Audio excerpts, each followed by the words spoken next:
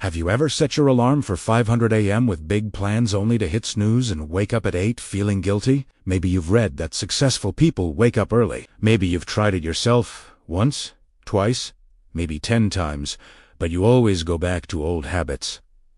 You tell yourself, I'm just not a morning person. I need my sleep.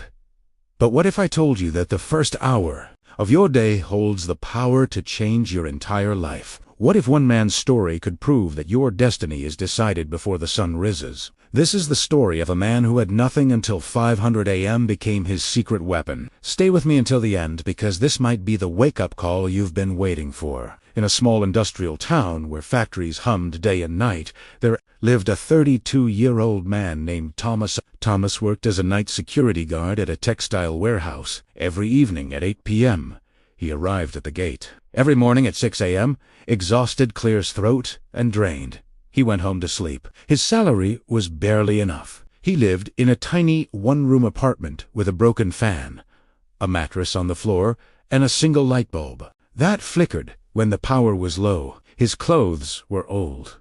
His shoes had holes. But more than physical poverty, Thomas suffered from something deeper.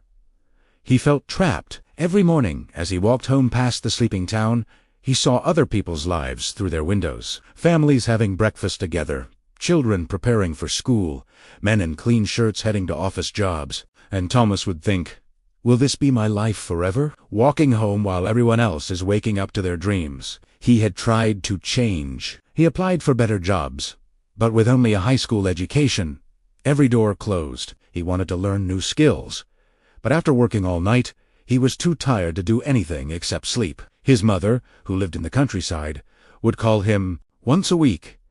Thomas, my son, when will your life get better? I'm getting old. I want to see you succeed before I die. Thomas would force cheerfulness into his voice. Soon, Mama, soon. I'm working on it. But he wasn't, because he didn't know how. The truth that haunted him most was this. He wasn't lazy. He worked hard every night, walking miles, staying alert, doing his duty. But hard work alone wasn't changing anything. He was working hard in a life that was going nowhere. And every morning, as he collapsed into bed around 7 a.m. sleeping until 400 p.m., he felt like he was living backwards. The world moved forward while he slept through it. One thought kept returning like a whisper he couldn't ignore. There has to be another way. But what? One cold Tuesday morning in November, Thomas's phone rang just as he was leaving work. It was his sister. Thomas, you need to come home. Mama collapsed. She's in the hospital. His heart stopped. He took the first bus to his village, a 3-hour journey that felt like forever. When he arrived at the small rural clinic, his mother was in bed, weak but conscious. The doctor said she had fainted from exhaustion and stress. She needed rest, better food, and medicine they couldn't afford. His mother held his hand, her voice barely a whisper. Thomas, I don't have much time left. Please, my son, don't waste your life like I wasted mine. Find a way. Promise me. Thomas sat beside her bed long after she fell asleep. He looked at her wrinkled hands, hands that had worked in fields for decades, just like he worked through nights. Both of them struggling, but going nowhere. Something inside him cracked. Not with sadness, with rage. Rage at his own helplessness. Estepid. Outside the clinic, into the pre-dawn darkness. It was 5 a.m. The village was still asleep, but a few farmers were already walking to their fields. Birds were beginning to sing. The air was cool and fresh, and in that moment, standing in the quiet dawn, Thomas made a decision. No more, he whispered. I won't live like this anymore. I don't care what it takes. I will find a way. On the bus ride back to town, he noticed something. Sitting across from him was a man in his 50s, well-dressed, reading a book, peaceful. Thomas recognized him. Mr. Chun, a successful businessman who owned several shops in town. What shocked Thomas was the time.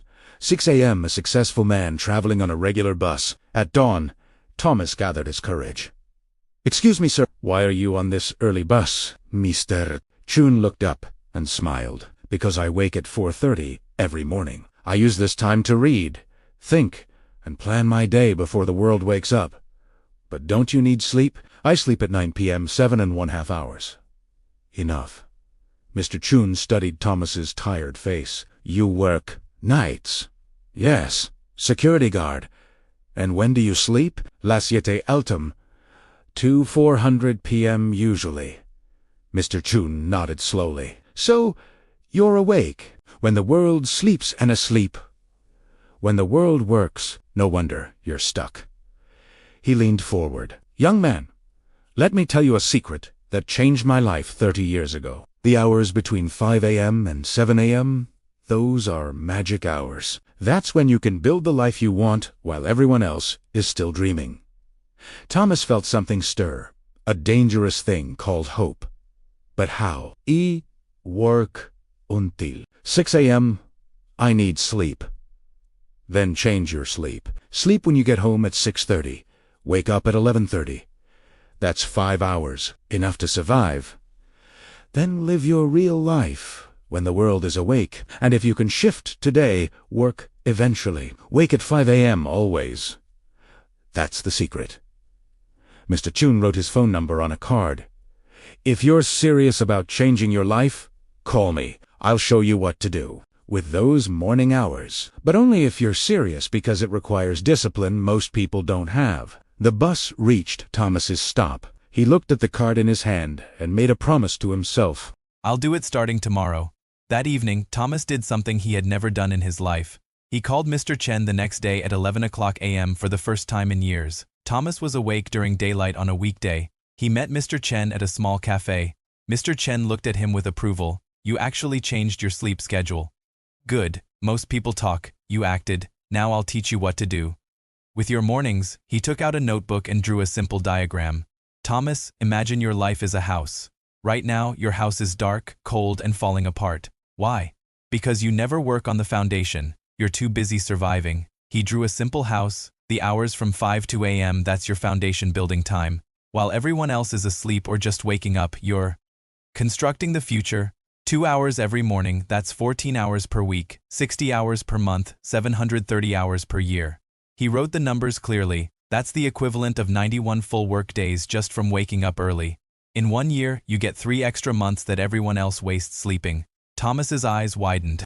3 months. Here's what you do with those 2 hours. Mr. Chen continued. This is not negotiable. This is the system. Hour 1, 5 a.m. build skills. You spend this hour learning something that will change your economic situation, not watching TV, not scrolling your phone, learning a skill, a language, a trade. Online courses are free now. YouTube has everything. You have no excuse. Hour 2, 6 a.m. build body and mind, 30 minutes. Exercise, walk, run, stretch. Your body is your vehicle. If it breaks down, you have nothing. 30 minutes. Read, plan your day, or apply what you learned in hour 1. Thomas wrote frantically in a borrowed notebook. Mr. Chen added 3 rules. Rule 1, no negotiation. You wake at 500 a.m. every single day, including weekends.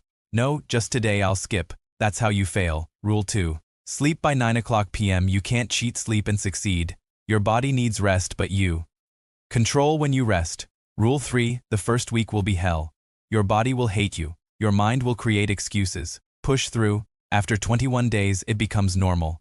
After 90 days, it becomes who you are. Mr. Chen looked at Thomas seriously. I'm giving you 3 months. 3 months of waking at 5 o'clock a.m., building skills. In hour 1, building yourself in hour 2. After 3 months, come back to me. Show me what you've built. If you've actually done the work, I'll help you find a better job. If you quit, don't bother calling. Success goes to people who show up when it's hard. Thomas felt the weight of the challenge, but also for the first time in years, he felt something else. Purpose. I'll do it, he said. I won't quit. We'll see, Mr. Chen said with a knowing smile. Everyone says that. The next morning, Thomas's alarm screamed at 5 o'clock a.m. His entire body protested. His mind whispered, just 1 more hour. You're so tired. But he remembered his mother's face in the hospital. Mr. Chen's challenge, his own promise. He threw off the blanket and stood up. The first week was agony. Thomas dragged himself awake.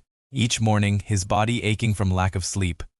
At 500 a.m., while it was still dark, he sat at his small table with his phone, watching free Excel tutorials on YouTube. His eyes burned. His mind wandered, but he didn't stop. At 6 a.m., He forced himself to walk around his neighborhood for 30 minutes. Then, he read articles about accounting, a skill he had chosen to learn because every business needed it. By 7:30 a.m., he went to bed, slept until 2 p.m., prepared for his night shift at 3 p.m. The cycle repeated.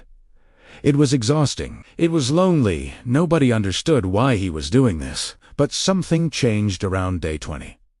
One morning, Thomas woke up at 4:58 a.m., 2 minutes before his alarm. His body had adapted, and for the first time, he didn't feel resentment. He felt ready. The Excel tutorials started making sense. He was learning formulas, data analysis, and basic accounting principles. He completed his first online certificate. His morning walks became something he looked forward to. The sunrise, the quiet streets, the feeling that while everyone else was sleeping, he was building. By the end of month 2, Thomas had completed 3 online courses in accounting and Excel. He had lost weight from daily walking. His mind felt sharper. His confidence grew. People at work noticed. "Thomas, you look different, healthier." "What changed?" He smiled. "I'm changing my life 2 hours at a time." In the 3rd month, Thomas applied what he learned. He created a simple Excel spreadsheet to organize the warehouse inventory, something his company had never done properly. He showed it to his supervisor. The supervisor was impressed. "Thomas, how did you learn this?" "I wake up at 5 a.m. and teach myself." Word reached the warehouse manager, then the owner. On day 87 of Thomas's 500 a.m. journey, his supervisor called him into the office. "Thomas, we're expanding our accounting department. We need someone who understands our warehouse operations and has basic bookkeeping skills. The job be yours if you want it. The shift doubled your current salary." Thomas stood there speechless. 3 months ago, he was a hopeless night guard. Now he was being offered an office job. "When do I start?" He managed to say, "Next Monday." That evening, Thomas called Mr. Chun. "Mr. Chun, I did it 90 days. I never missed a single 5 a.m. wake-up. And today, I got promoted." Tere was. Pause. Then Mr. Chun's voice, proud and warm. "I knew you would. You had the look of someone ready to change. Now, remember, don't stop waking at 5. That's not a strategy. That's your life now." "I won't stop. This is who I am now." 1 year later, Thomas had become the company's lead accountant. He had saved enough money to move his mother to town, get her proper medical care, and rent a decent 2-bedroom apartment. Every morning at 5 a.m., he still woke up. Not because he had to, but because those 2 hours were sacred. That's when he learned new software, read business books, and planned his future. His co-workers would ask, "Thomas, why do you wake up so early? You've already succeeded." He would smile and say, "Success is not a destination. It's a daily practice, and mine begins at 5 a.m., my friend." Thomas's story is proof of something powerful. Your life can change. Not someday, not when circumstances improve. Right now, starting tomorrow morning at 5 a.m. Here's what most people don't understand. The difference between where you are and where you want to be is not talent. It's not luck. It's not even hard work. It's how you use the time when everyone else is sleeping. Between 5 a.m. and 7 a.m., the world is quiet. No notifications, no meetings, no distractions. Your willpower is at its peak. Your mind is fresh. This is when you do the work that changes your trajectory. Successful people know this. That's why CEOs, athletes, and leaders wake up early. Not because they're superhuman, because they understand that winning the morning means winning the day.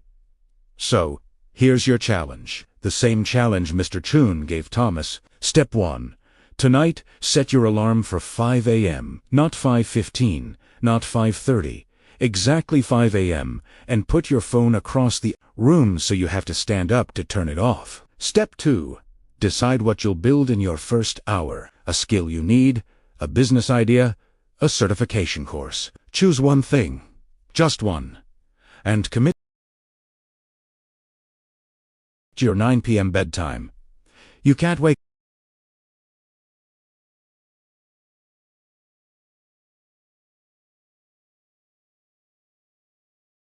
wasted evenings are.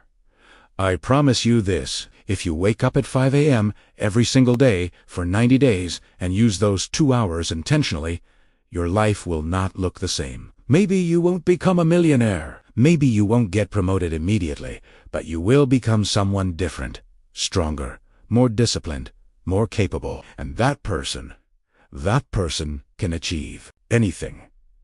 Thomas had nothing, no degree, no connections, no money, just a choice to wake up early and build. You have more than he had. You're watching this video, which means you have internet, education, an opportunity. The only question is, will you use it? Or will you hit snooze tomorrow and wonder 5 years from now why nothing changed? If you're ready to join the 5 a.m. club, hit that like button right now as your commitment. Then drop a comment telling me, what will you build in your first hour tomorrow? Let's hold each other accountable.